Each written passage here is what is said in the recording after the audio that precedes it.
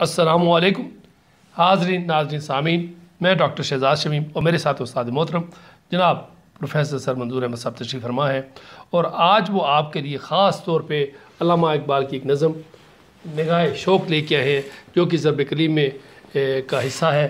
اور اس نگاہ شوق کا مفہوم کیا ہے، آئیے انہی سے پوچھتے ہیں کہ اس نظم میں علامہ اقبال نے کس نگاہ کا زیادہ زور دیا اور کس نگاہ کی طرف انہوں نے نشاندہی کی ہے، اور اس نگاہ کی وقت و طاقت کیا ہے۔ تو میں استاد محترم سے کہوں گا کہ اس کے اوپر روشنی ڈالے۔ جی سر۔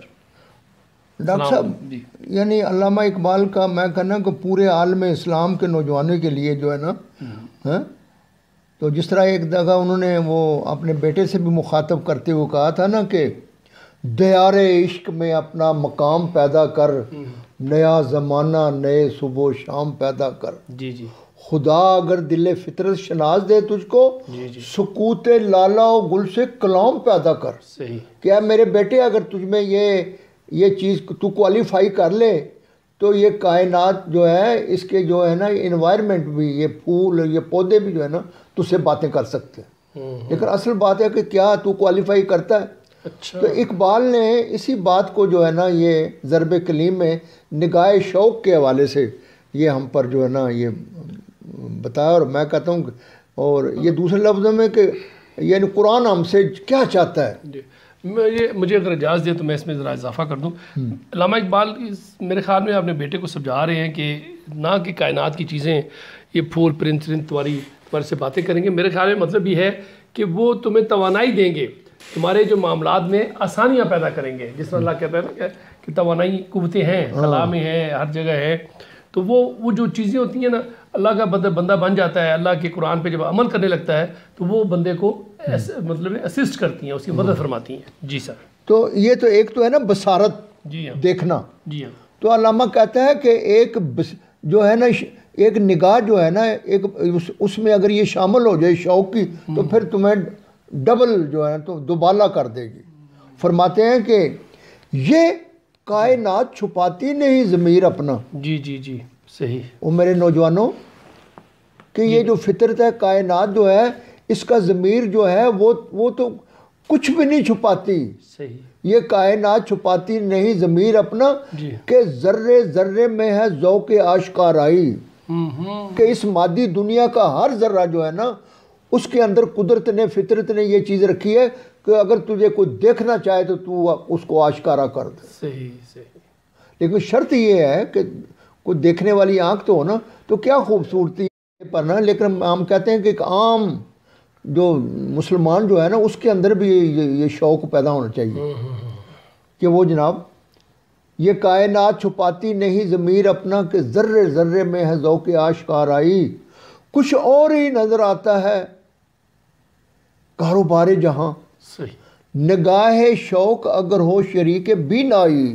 صحیح صحیح۔ یہاں ڈاکٹر صاحب وہ کلیئر کرتا ہے کہ جو بینائی کے ساتھ اگر یہ لنک ہو جائے نگاہ شوق، تو کہتا ہے یہ تمہیں کائنات کوئی اور چیز نظر آئے، یعنی تجسس اور احساس ذمہ داری ساتھ شامل ہو جائے۔ ٹھیک ٹھیک ٹھیک۔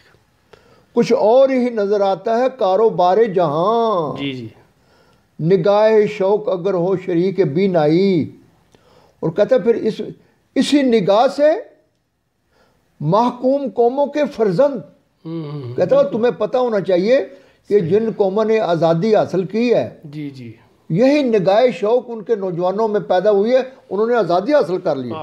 یعنی دوسرے لفظوں میں وہ ہندوستان کے مسلمانوں جوانوں سے کہہ رہے ہیں کہ اگر تم نے یعنی یہ اپنے آزادی حاصل کرنی ہے اور تم دوبارہ پھر جو واقعی مقام کو پہنچنا چاہتے ہو تو یہ بڑا ضروری ہے۔ او واہ، اگرچہ کہ آپ 1938 میں فوت ہو گئے مگر 1947 تک 47 میں آزاد کر لیا تھا۔ ہاں، اور ڈاکٹر صاحب ایک جو بڑی ہمیں کھل کے بات کرنی چاہیے کہ یہ 20ویں صدی کے جو ہمارے علماء کرام تھے، جو میں احترام ہے ان کا، لیکن وہ اس بات کو نہیں سمجھ سکے۔ وہ ان کا نقطہ نظر تھا کہ نہیں ہم یہ غلام ہی رہیں گے، اور الٹی سیدھی حرکات کر کے ہزاروں مسلمانوں کو انہوں نے نقصان پہنچایا۔ لیکن جب اقبال نے 1930 کے خطبہ الہٰباد میں ایک واضح اور ٹھوس پروگرام دیا تو ہم دیکھتے ہیں کہ قائد اعظم اللہ رحمہ نے اس کو اچیو کر لیا۔ بالکل۔ تو یہ علامہ کی یہ نگاہ شوق تھی نا۔ جی ہاں، بالکل۔ کچھ اور ہی نظر آتا ہے کاروبار جہاں، نگاہ شوق اگر ہو شریک بینائی، اسی نگاہ سے محکوم قوموں کے فرزند ہوئے جہاں میں سزاوار کار فرمائے. سزاوار مطلب کامیاب ہو گئے وہ. صحیح صحیح. اسی نگاہ میں ہے قاہری و جباری. اگر یہ نگاہ نہ ہو، نگاہ شوق نہ ہو، تو اس انڈیویجول میں وہ کہتا تو ہے میں نے کلمہ پڑھا ہے، لیکن اقبال کا نقطہ نظر ہے کہ وہ اس میں جمالیاتی اور جلالی پہلو پیدا نہیں ہو سکتا جب تک وہ نگاہ شوق نہ ہو. اسی نگاہ میں ہے قاہری و جباری، اسی نگاہ میں ہے دل بری و رانائی. کہ اگر یہ نگاہ شوق تمہاری بینائی کے ساتھ شامل ہو جائے تو تم پھر، یعنی دوسرے لفظوں میں وہ اقبال کہہ رہا ہے کہ چوں، یہ قرآن کے حوالے سے، چوں بجاں در رفت جہاں دیگر شود. صحیح. چوں جہاں دیگر شود، جہاں دیگر شود، کہتا کائنات بدل جاتی ہے. صحیح صحیح صحیح بالکل. اسی نگاہ میں ہے قاہری و جباری، اسی نگاہ میں ہے دل بری و رانائی، اسی نگاہ سے ہر ذرے کو جنوں میرا سکھا رہا ہے راہ و رسم دشت پیمائی. کہتا ہے دیکھو میری شاعری جو ہے اس میں جو اویئرنیس اور بیداری جو ہے نا، وہ اسی وجہ سے ہے کہ مجھے نگاہ شوق اللہ تعالیٰ نے مجھے، میں نے وہ کیا کر لیا کہ میں نے سٹیج وہ طے کر لیا، کور کر لیا، ہاں منزل پا لی، میں کوالیفائی کر گیا ہوں. اس وجہ سے میری شاعری میں آپ کو بالکل تاثیر ملتا ہے. اسی نگاہ سے ہر ذرے کو مراد نوجوان، جی جی کمزور بھی بندہ ہو، کہتا وہ اگر میرے کلام کو سمجھے تو اس میں بھی جناب اسی نگاہ سے ہر ذرے کو جنوں میرا سکھا رہا ہے راہ و رسم دشت پیمائی. کہ وہ جد و جہد پر آمادہ ہو گیا انشاءاللہ. صحیح.